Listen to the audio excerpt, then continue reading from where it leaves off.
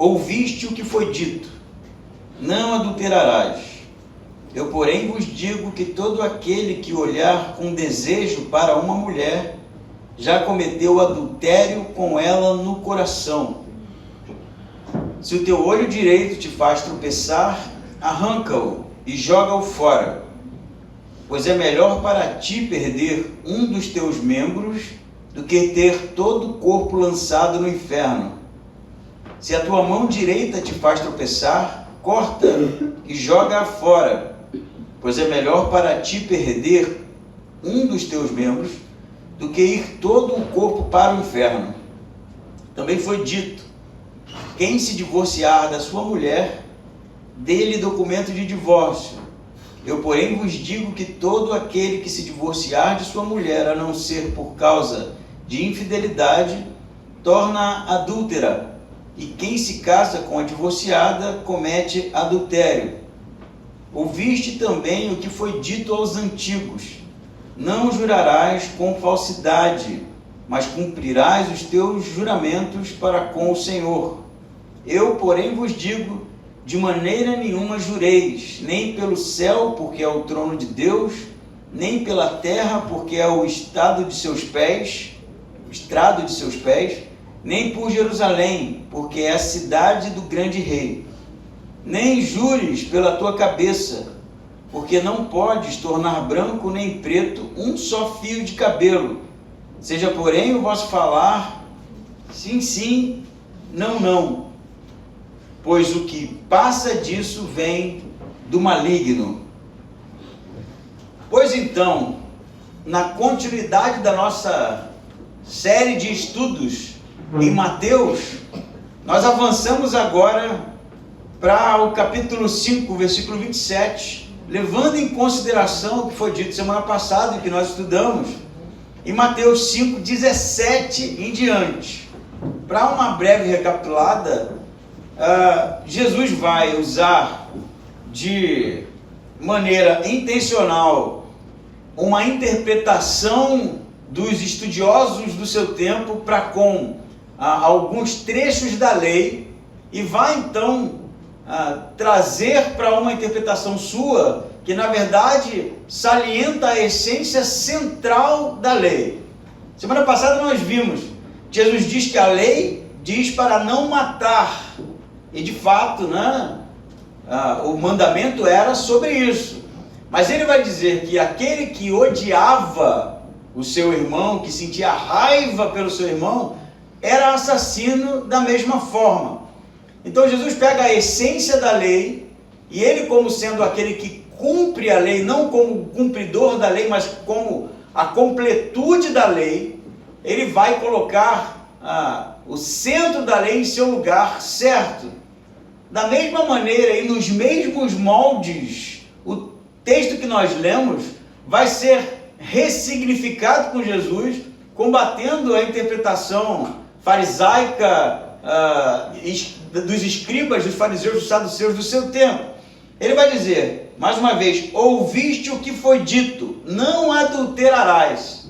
E não adulterarás também é um tópico, não é, dos 10 mandamentos do livro de Deuteronômio, que salientava realmente essa verdade.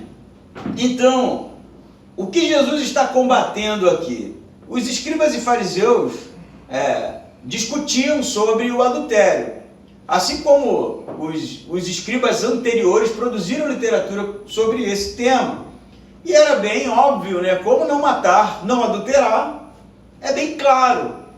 Parte do princípio de que alguém tem um cônjuge e trai a confiança deste, trai a aliança do casamento, trai a fidelidade dos dois, e se envolve em um relacionamento físico, sexual, fora do casamento. Isso é bem claro, Mas Jesus vai, como fez anteriormente, esticar realmente o que isso significa, trazendo o real significado do que dizia na lei. Para Jesus é o seguinte: ouviste o que foi dito. Eu, porém, na autoridade que ele tem, enquanto a completude da lei, enquanto aquele que veio para cumprir os mandamentos, aquele que olhar com intenção impura já adulterou. Vamos lá, né? Muita calma nessa hora. É claro que Jesus está falando para uma realidade patriarcal, né? Em que somente o homem poderia se divorciar de uma mulher. A mulher só poderia se divorciar de um homem se o homem fosse um herege, ou abandonasse o judaísmo, né, enquanto religião, ou traísse a fé dos seus ancestrais. Só em casos assim, extremamente graves, né, dignos de pena. Fora isso, ela não tinha o direito realmente de se divorciar. O homem é que tinha. E Jesus vai abordar isso aqui quando ele vai tratar do divórcio. Por isso que Jesus está falando que, embora a lei seja objetiva, no sentido de dizer que o adultério é um grave delito, Jesus vai dizer que não somente o adultério, mas olhar com intenção, né? Na minha versão está assim, olhar com desejo. Em algumas versões, olhar com intenção impura, porque a palavra no grego, vlebo, tem o significado de olhar de maneira a desejar, a ponto de que o outro perceba. Essa é a ideia no grego. Não é só olhar, né? Não é olhar às furtivas, é olhar deliberadamente com intenção. Quem olhar? Os escribas, fariseus, saduceus, doutores da lei, homens casados. Jesus está realmente falando para pessoas que tinham um laço conjugal, um casamento já instituído. Então, se vocês estão preocupados com não adulterar, Jesus vai dizer, adulterar enquanto um ato físico, eu digo para vocês, se o adultério já começou no coração, a ponto de você começar a demonstrar para o fruto do seu desejo, né, para aquele que é o alvo realmente da sua lascívia, que você está interessado, ainda que o ato não tenha acontecido, já é adultério. Então perceba, Jesus não está falando de achar alguém bonito, muito menos de achar alguém sexualmente atraente. Ele não está falando disso, porque, vamos ser honestos, somos humanos e pensamos todo tipo de besteira. Aqui a ideia é que esse tipo de fantasia já extrapolou para um novo estágio. Aquele que desejou, ou que teve em seu íntimo o desejo, ele já está demonstrando publicamente, pelo menos para o alvo das suas concupiscências, que ele está interessado. Por isso que vai fazer todo sentido quando Jesus disse que se olhar, né, com intenção impura, né, com lascívia, com desejo, já é adultério, porque já está se planejando um adultério e já está levando o outro que está percebendo também ao adultério. Perceberam? Então não é tão superficial aquele que olhar. Jesus não seria, no final da história, justo, né, se tratasse as coisas dessa forma. Na verdade, há uma intenção. Por que Jesus está falando isso? Porque naquele tempo, gente, o homem poderia dar uma carta de divórcio para a mulher por qualquer motivo.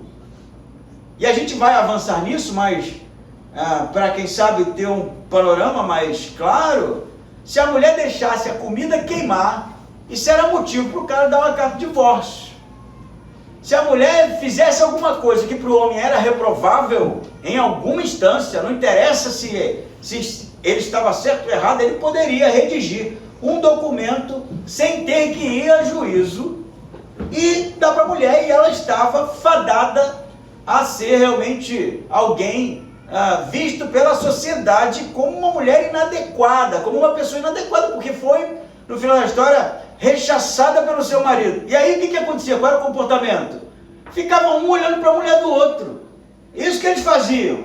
As furtivas, se o casamento não era lá alguma coisa do seu agrado, ou se a mulher já não era mais a mulher das suas paixões, ele começava a flertar, porque ele poderia dar uma carta de divórcio. E se o outro também não tivesse contente, também dava uma carta de divórcio. Então as coisas se rearranjavam muito fácil.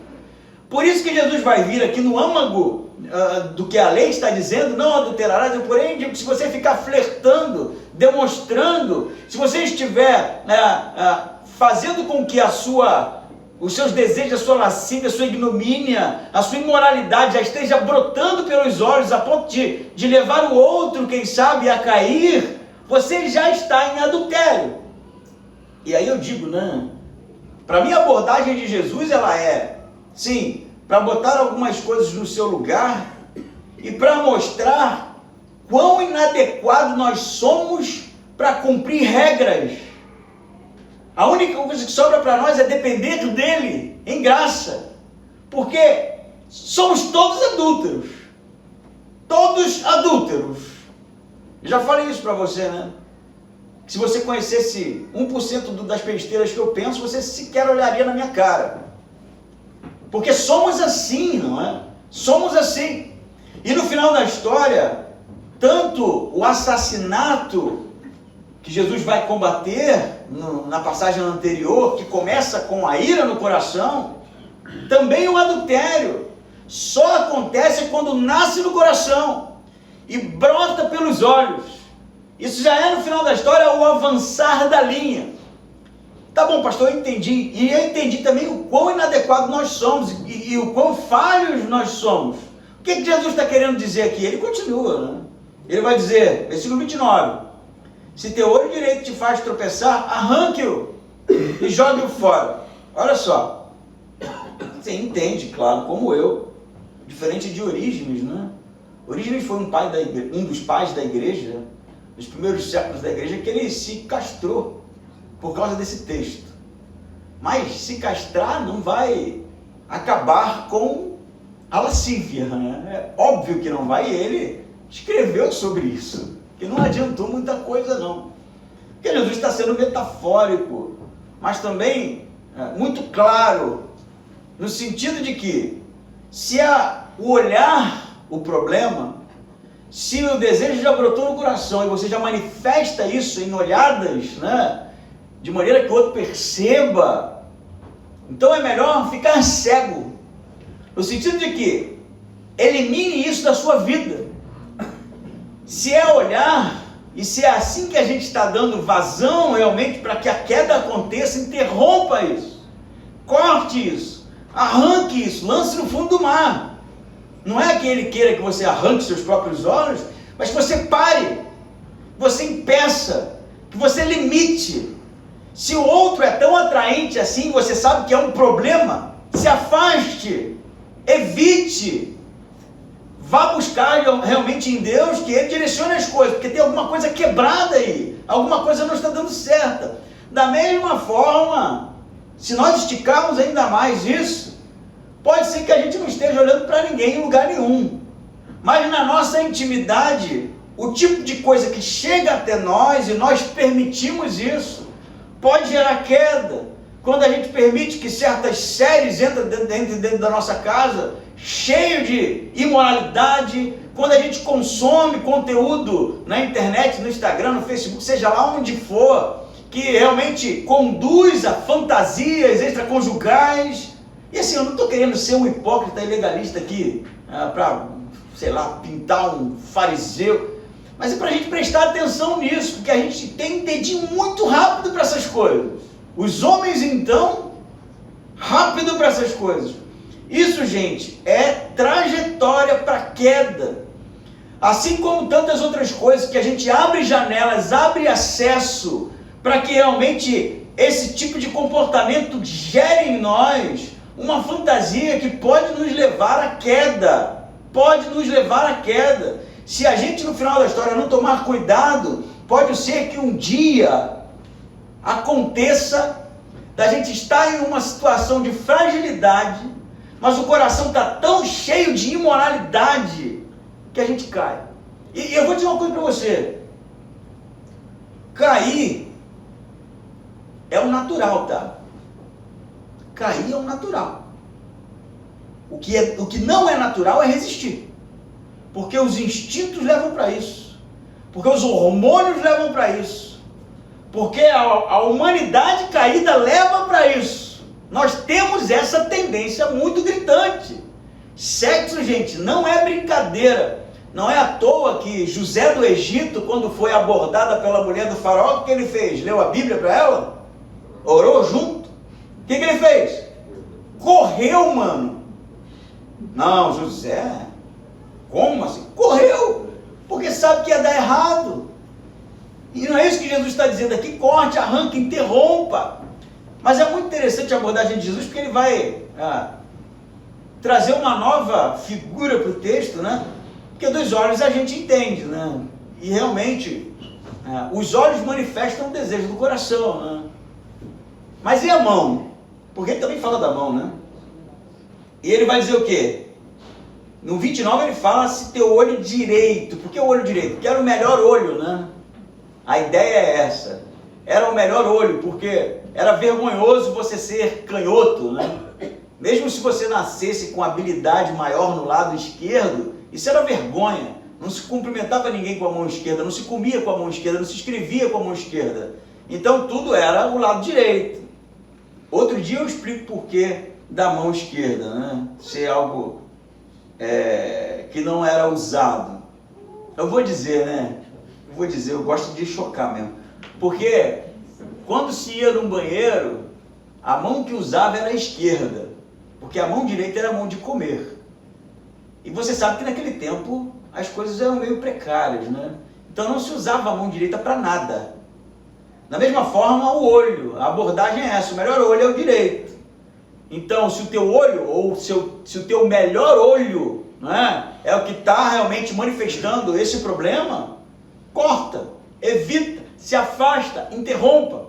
Mas aí Jesus vai no 30 falar da mão direita, que era a mão, né, que era usada. Se tua mão direita te faz tropeçar, corta e joga fora.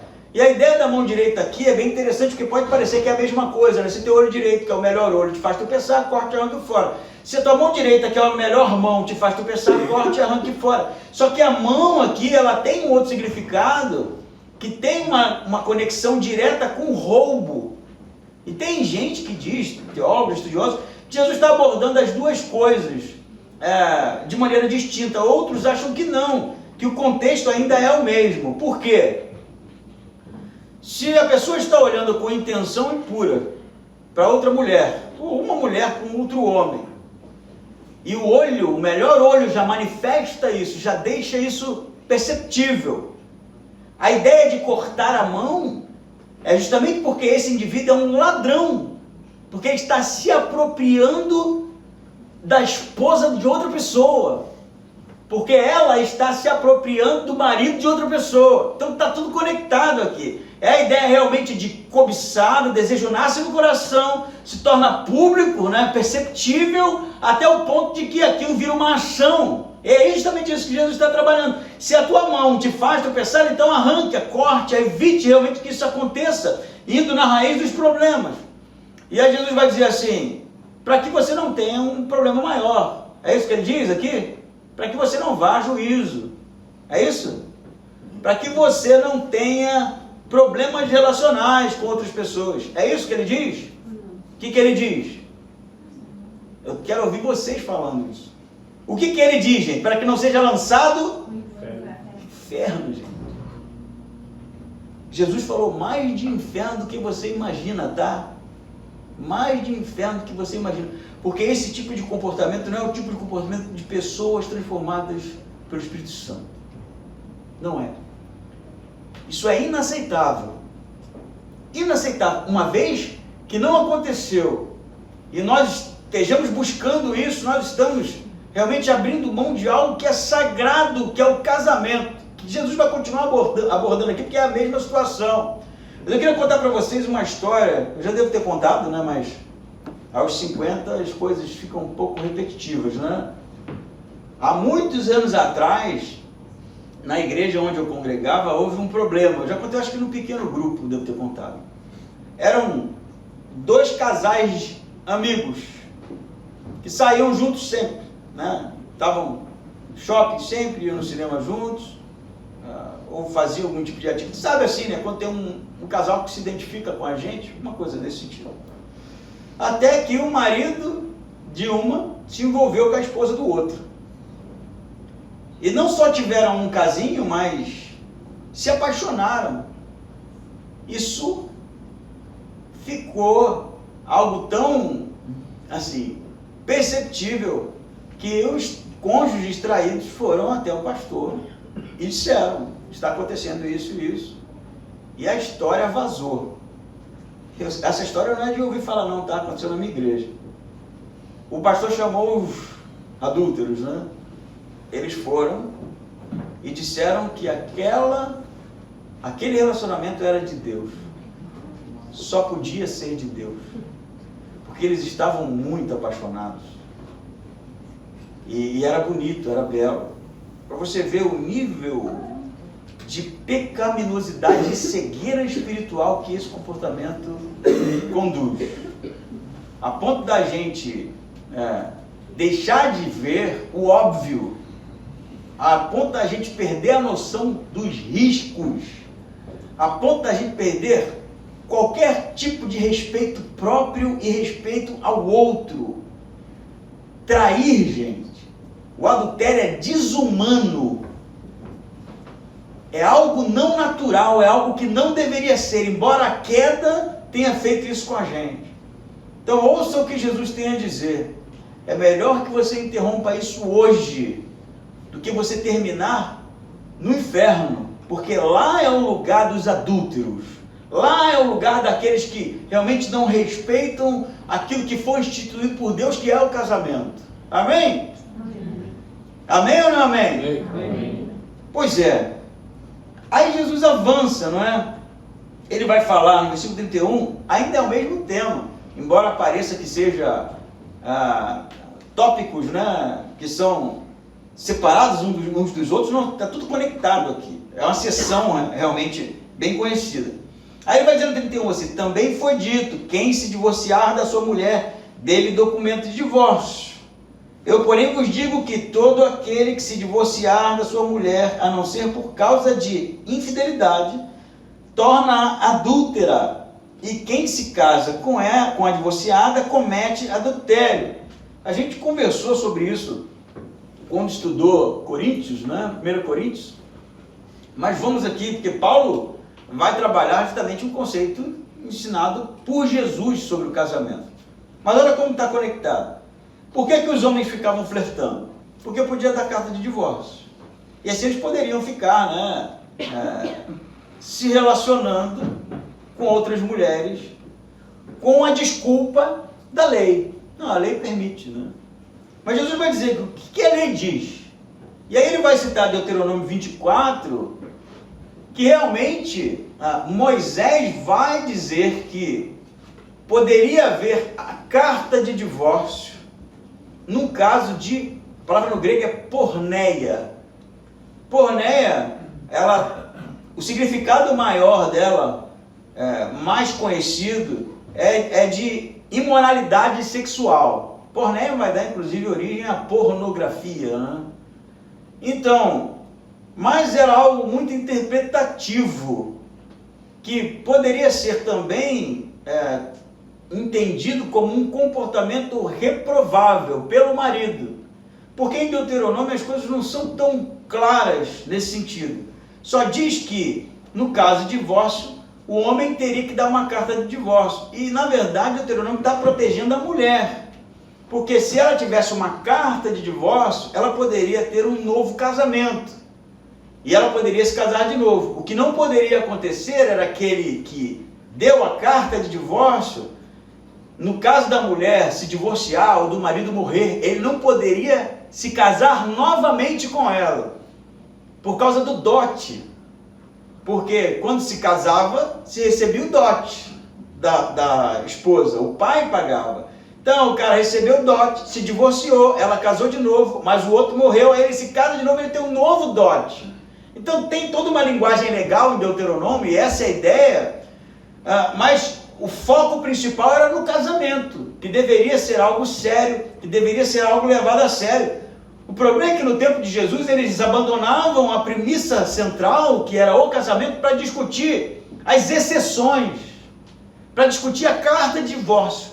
Como eu posso dar? Quando eu não posso dar? E essa discussão era muito conhecida no período de Jesus. A gente vai ter, se você procurar informação das escolas, né, de fariseus do primeiro século, você tem duas escolas, que é a escola de Shammai, que era um fariseu em torno de 20 anos mais velho que Jesus, mas que tinha uma abordagem mais tradicional, mais ortodoxa, né?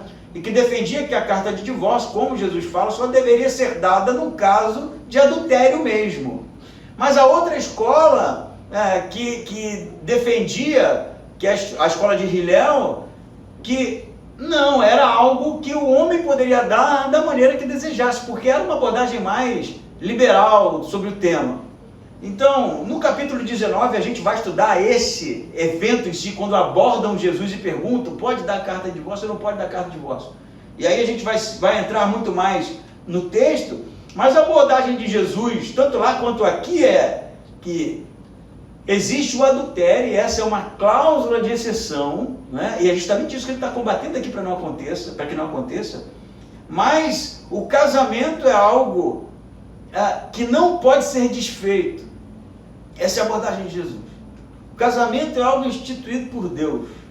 O casamento é uma aliança que vem realmente dos céus. O casamento é uma coisa séria. Então ele não pode ser levado de qualquer forma, a ponto de qualquer motivo for motivo para o divórcio.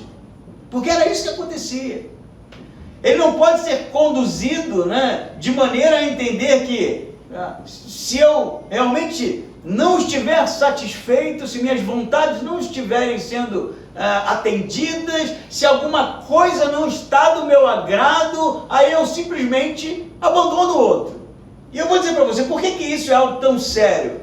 É simples, né? Porque o cristianismo, os ensinamentos de Jesus, eles são pautados sobre a graça, não é isso? E o perdão. É perdão, arrependimento, graça. Não há salvação sem arrependimento. Não há salvação sem perdão. Não há perdão sem arrependimento. E o casamento é uma instituição de Deus que aponta para o Evangelho.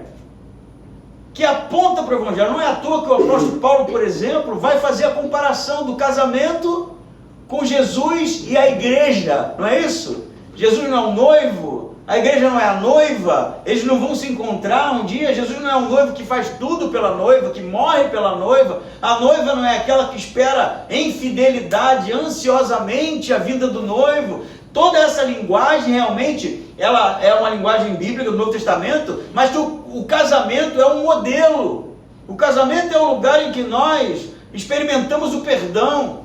O casamento é o lugar que nós experimentamos a reconciliação. O casamento é o lugar que nós muitas vezes engolimos sapo, mesmo contrariados. O casamento é um lugar que a gente realmente trabalha a unidade, trabalha estar junto, trabalha a fidelidade. Tudo isso está lá, intrínseco. E se é uma aliança nos mesmos termos da graça, como é que eu me acho no direito de interromper isso? Porque eu simplesmente não gosto mais do casamento do jeito que ele está andando. Entende isso? Se eu não consigo perdoar o meu cônjuge, eu não sei o que é perdão. Eu simplesmente não sei o que é perdão. Vou só abrir um parêntese aqui. E no capítulo 19 vai ser melhor para estudar. Eu não estou falando que a mulher apanha do marido todo dia, né? Ah, pastor, então tem que continuar? Óbvio que não. Esperando o quê? Morrer? Né? Esperando que ele te mate? Não são casos extremos como esses. Estou falando de um casamento nos termos dos atuais, né? Que qualquer motivo é motivo para divórcio. Qualquer coisinha é o suficiente para jogar tudo para o alto e se iniciar uma nova relação. Como se o casamento fosse um teste. Vamos ver se dá certo. Vamos ver se as coisas realmente se ajeitam, né? E no entanto, a gente precisa entender que, da perspectiva de Jesus, uma vez que você está com aquela pessoa casado, aliançado, abandoná-la e reatar um novo relacionamento é adultério aos olhos de Deus. É adultério aos olhos de Deus. E eu lhe digo por quê? Porque o casamento do Antigo Testamento não era um anel no dedo. Não era um sim que se dava diante do juiz. Não era um contrato. Era um ato sexual. Isso era o casamento. E o homem deixará seus pais, se unirá à mulher e serão o quê? Uma só carne. Isso é o casamento. Isso é o casamento. Óbvio que nós assinamos, né, documentos e tudo isso é necessário, mas isso é secundário. O primário era o ato sexual. Uma vez que o homem deixava a sua casa, se unia com uma mulher e se tornavam uma só carne, eles estavam diante de Deus casados. Isso é sagrado. Achar que a gente pode ter quantos homens a gente quiser, quantas mulheres a gente quiser, abandonar as pessoas por qualquer motivo, desfazer casamentos só porque as coisas não podem ser ajeitadas, aos olhos de Deus é grave. Grave. Por isso que eu digo, né, não somos legalistas, né, a ponto de expulsar da igreja todo mundo que está no segundo casamento, ou que passou por um divórcio, não se trata disso, mas que a gente realmente leve a sério o tipo de coisa que nós dissemos no púlpito um dia, diante de Deus, que seremos fiéis até que a morte nos separe. É sempre flores? Os homens não respondem, não. Só vi mulher assim, ó. Os caras tudo aqui, ó. Olhando de rabo de olho, ó. É sempre flores, gente? Não, não é? O outro te irrita às vezes? Não, a Miriam disse não. Miriam é uma santa, né? Pergunta pra mim, ela irrita, né? Às vezes a gente vai deitar com raiva. Vai deitar com raiva. Frustrado? Sim. Ah, não é desse jeito que eu sonhei. Vai acontecer também. O tempo vai passando, a gente vai ficando feio. Vai. Olha as fotos do dia do casamento, você vai ver como é que a gente ficou feio. A gente vai envelhecendo, vai envelhecendo. Mas isso é motivo para se divorciar? Não é. Não é. Isso é egoísmo, o nome disso. Isso é realmente algo que Deus olha e se entristece, sabe? Por isso a gente tem que fazer de tudo, reatar, reconciliar, perdoar, continuar junto, avançando, acreditando que o outro pode ser melhor. É essa a ideia. Por isso Jesus vai dizer, o que a lei diz? Você pode dar carta de divórcio? Eu digo que aquele que se divorciar e se casar de novo é adúltero. A outra também é adúltera. Porque vocês já traíram a aliança, já abandonaram o princípio que Deus estabeleceu. Porque é pecado. E uma coisa que eu vou dizer, todo divórcio é fruto do pecado. Todo ele. Não tem uma exceção. Ah, mas eu apanho da minha esposa todo dia. Eu vou dizer que já vi casos assim, tá? Que o cara foi parar na delegacia todo machucado, que a mulher dava um pau nele. Mas é fruto do pecado. Sempre é fruto do pecado. Nunca é culpa de uma pessoa só. Sempre é culpa dos dois. Sempre as coisas chegaram nesse limite, nesse limiar por culpa dos dois. É sempre assim, gente. E no final da história o que a gente precisa e eu vou ser bem objetivo aqui, não em casos extremos, né, de violência e de coisas do tipo, não é disso que a gente está falando de um casamento de duas pessoas razoáveis, né? Duas pessoas que não traíram, não cometeram adultério, mas estão se desentendendo.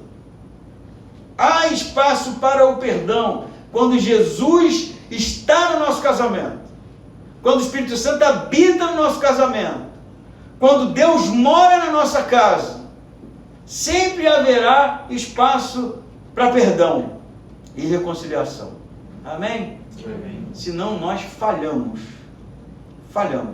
Como igreja, como filho de Deus, como crente, falhamos terrivelmente. E olha como as coisas estão conectadas. Primeiro momento, Jesus fala do olhar com intenção impura, né? Olha a progressão, né? Na cabeça de Mateus está assim.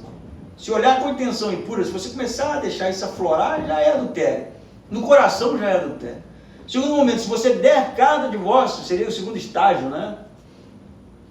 Isso é adultério também. Não adianta tentar se esconder na lei, porque você já está contaminado nesse nível.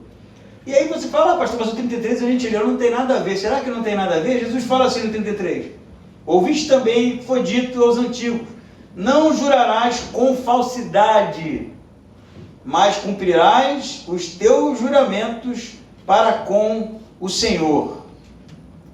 Se você for ler Levítico 19, 12, vai estar escrito que Deus diz, né, para não jurar em seu nome, se você não for cumprir com os seus votos. E aí o que os fariseus, saduceus, escribas faziam? Ou qualquer outra pessoa? Eles não juravam no nome de Deus, né? Porque era convidar Deus para ser testemunha daquele juramento. Aí eles ao invés de jurar por Deus, eles juravam, né, pelo céu, que é só substituída.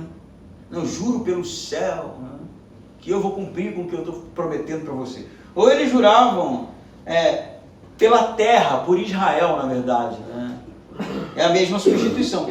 Ou eles juravam por Jerusalém, ou eles juravam,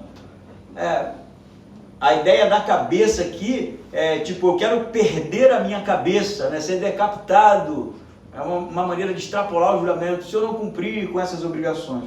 E Jesus vai dizer, é melhor não jurar de maneira nenhuma, né? Nem por sua cabeça, que você não tem controle sobre isso, não tem controle nem sobre os cabelos que ficam brancos, nem sobre o céu, que é o estrado dos pés de Deus, nem sobre Israel, nem sobre Jerusalém. Tu não tem que orar, ou melhor, tu não tem que jurar de maneira nenhuma, né? Ele continua dizendo no 37, seja porém teu falar sim, sim, não, é não. O que Jesus está dizendo? Se você gosta de credibilidade, você não precisa jurar. Porque jurar é um apelo daquele que realmente não consegue fazer com que o outro confie nele. Por isso ele apela para o juramento. Não é assim? Não, eu juro por Deus. O que essa pessoa está dizendo? Que quando ela diz que vai fazer, o outro não crê, não acredita. E aí ele precisa apelar para o juramento, né? Apelar para algo maior do que ele, para que a sua palavra seja realmente aceita como válida. Portanto, a gente tem que dizer, é sim, é não. E isso só é possível quando a nossa vida, ela realmente inspira credibilidade nas pessoas. Da mesma maneira que a gente precisa viver, de maneira que a nossa vida inspire credibilidade no nosso cônjuge. Porque ainda é o mesmo assunto. Não adianta ir prometer e jurar que vai estar casado para sempre, se há uma jura vazia. Se a sua conduta dentro de casa não tem credibilidade, não passa credibilidade para o outro, não passa confiança pelo outro. Não adianta prometer que a gente vai ser feliz até o fim, até que a morte nos separe, se o meu comportamento não inspira ninguém, se ninguém acredita, se as pessoas olham para a gente e percebem que o tipo de coisa que a gente diz não é o tipo de coisa que a gente vive. Entende isso? É mentira, é hipocrisia, é sepulcro caiado, por fora muito bonito, as palavras são belas, mas por dentro é podre. Por isso que Jesus está abordando, é o mesmo tópico. Em um casamento, você precisa olhar para a sua esposa, olhar para o seu esposo. É ele que é realmente o merecedor da sua atenção, merecedor dos seus desejos, da sua admiração. É sua esposa e seu marido. Porque ele e ela é fruto de um casamento instituído por Deus. E quando Deus está no nosso casamento, quando Deus está na nossa casa, realmente as coisas são diferentes. Quando Deus está no nosso casamento, as minhas palavras são levadas a sério. Quando Deus está no meu casamento, o que eu digo para o meu esposo, o que ela diz para mim, eu acredito. Acreditarei até o fim. Jamais vou. Eu vou dizer uma coisa para você aqui, posso dizer, agora eu vou ser bem, usar o meu exemplo. E não estou exagerando. Eu nunca olhei o celular da minha esposa para ver se ela está conversando com alguma outra pessoa. Nunca. Nem sequer passou pela minha cabeça. Tu acredita nisso? Nunca. Eu não tenho motivo para sentir ciúme da minha esposa. Eu não tenho motivo para duvidar de nada que ela fale. Eu não tenho motivo para desconfiar de nenhum tipo de comportamento dela. Eu vou dizer mais. Você vai se escandalizar agora. Se um dia ela me trair, eu não quero saber. Eu não quero que me conte. Ela que se resolva com Deus. Comigo não. Eu não preciso disso. Porque eu a amo. E se ela me trair, ela não vai me trair, né, gente? Eu estou extrapolando aqui, né? Depois vou explicar isso. Ela está no culto infantil, né? Ela vai ver o vídeo. Então vamos lá. Mesmo que isso no mundo das ideias, né, acontecesse, eu a perdoaria. Eu a perdoaria. Mas e vocês? Será que a gente vive assim, procurando no celular dos outros, desconfiado, nessa paranoia? Porque quando a gente faz isso, duas coisas podem estar acontecendo. O outro não é digno de crédito. Por isso que está acontecendo dessa forma. Ou eu tenho um problema de confiar nas pessoas. O problema está comigo, então. Não confio em ninguém. Mas como é que você vai estar no casamento se você não confia na pessoa, caramba? Você percebe como está quebrado? Como as coisas estão fora de lugar? Jesus vai dizer que se a sua palavra seja sim e não, e acabou. Acabou. Amor, tem dinheiro na conta? Não. Não tem que ter, cara. Não dá para pegar aquele que ficou dentro do casaco e guardar, né? A minha mãe fazia isso. Eu estou lembrando disso aqui. Como isso é ridículo, né? Minha mãe que me perdoe. Mas minha mãe ia lavar roupa, ela ia lá nos bolsos, né? E tirava o dinheiro. Se tivesse dinheiro para não lavar, para não molhar. E se na roupa do meu padrasto tivesse destrocado, ela, ó, pel. Ele não sabia mais aquilo, né? Ela embolsava, perdeu o mané, né? Perdeu. Mas isso não é certo, né? Porque a gente está, no final da história, não sendo honesto com o outro, não sendo verdadeiro com o outro. E é quando a gente fala a verdade, quando a gente joga limpo, que o casamento vai ser abençoado, gente. Ah, mas eu nunca traí. Mas você não fala a verdade. Você não joga limpo. O que adianta? Aí vai gerando no outro uma espécie de sensação de que não pode confiar na gente. Como é que o casamento vai para frente assim? Perceba a progressão de Jesus. Não olhar, não tornar isso público, não fazer essas porcarias que ficam na tua cabeça aflorar, interromper isso. Porque o casamento é sagrado. O divórcio não pode acontecer, não deve acontecer, não é para acontecer. É fruto do pecado do homem mesmo. E a gente precisa realmente aprender a perdoar as pessoas, aprender a reconciliar, né? Aprender a não deixar que o sol se ponha sobre a nossa ira. É resolver isso enquanto é hoje e não deixar para amanhã. No terceiro momento, que a nossa palavra seja uma só. Nunca algo subjetivo, algo que não pode ser entendido muito bem. Nunca um comportamento que é inverdadeiro, que de certa forma ofusca as coisas. A gente precisa ser claro. Esse negócio de marido que põe senha em celular que a esposa não sabe, não é coisa de crente não, tá? Mulher gosta de olhar o celular da gente, né? Minha esposa sabe mais do meu celular do que eu sei. Ela sabe de mensagem que eu não li, ela sabe vídeo que me mandaram que eu não assisti, vai ver que eu não sei porque ela veio antes, né? E aí quando eu vou ver não tem nada lá e foi ela que assistiu. Ela fica mesmo, mas ela não fica porque ela está desconfiada de mim, porque a mulher é curiosa e quer saber mesmo. Mas aí o cara vai e mete uma senha e a mulher não acessa. O que você quer que aconteça? Ou você está fazendo coisa errada e não quer que ela saiba, e normalmente é isso que está acontecendo, ou você é burro, é burrice, porque a mulher vai ficar paranoica, e tu vai ter um problema, cara, em casa, por causa de um troço ridículo desse, uma senha no celular. Por favor, né, gente, somos crentes maduros. Jesus termina falando assim, sobre os juramentos, né, versículo 37, sim, sim, não, não. E você vai ler comigo esse finalzinho aqui, porque quando você lê junto, você guarda e decora isso aqui, né? Sim, sim e não, não, juntos. Por quê? Pois o que passa disso vem... De novo. Pois o que passa disso vem do maligno. Não sou eu que estou dizendo não, tá? Pastor, não concordo não. Problema seu, né?